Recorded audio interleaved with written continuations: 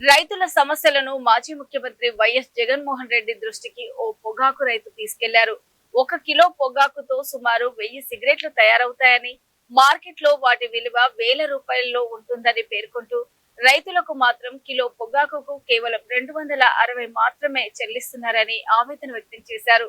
మద్యం దుకాణాల వద్ద రద్దీ లేకుండా చర్యలు తీసుకుంటున్న ప్రభుత్వం యూరియా వంటి ఎరువుల కోసం మాత్రం రైతులను క్యూలో నిలబెడుతుందని విమర్శించారు.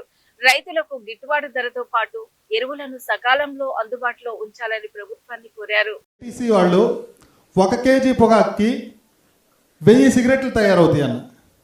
1000 సిగరెట్లు అని అంటే దాదాపు 100 ప్యాకెట్లు అన్న.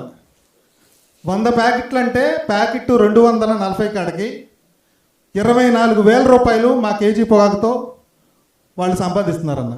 అంటే మా క్వింటా పొగాకుతో వాళ్ళు 1 క్వింటా పొగాకు ధర అన్న 24,000 అంటే 1 కేజీ పొగాక్కి వాళ్ళు 24,000 సంపాదించి మాకు 260 రూపాయలు ఇవ్వడం అనేది ఎంతవరకు ధర్మం అన్న? ఈ ప్రభుత్వం, ఈ చంద్రబాబు నాయుడు గారు కార్పొరేట్ వాళ్ళకి అండగా ఉంటారు తప్ప రైతాంగాన్ని మాత్రం పట్టించుకునే పరిస్థితి లేదన్న.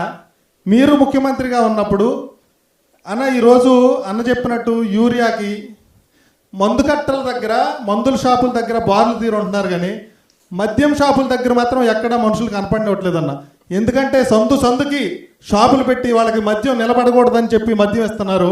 మా రైతన్నలు ఏం పాపం చేసుకున్నామని మా డబ్బులతో మేము మందు కట్టలు కొనుక్కోవడానికి వెళ్ళినా ఒక యాప్ క్రియేట్ చేసి నీకు 1 కట్టే, నీకు అరకట్టే అని చెప్పి మాకు అలాంటి పరిస్థితులు వస్తున్నాయన్న. మరి దీన్ని కూడా మీరు గ్రహించాలన్నా. మీరు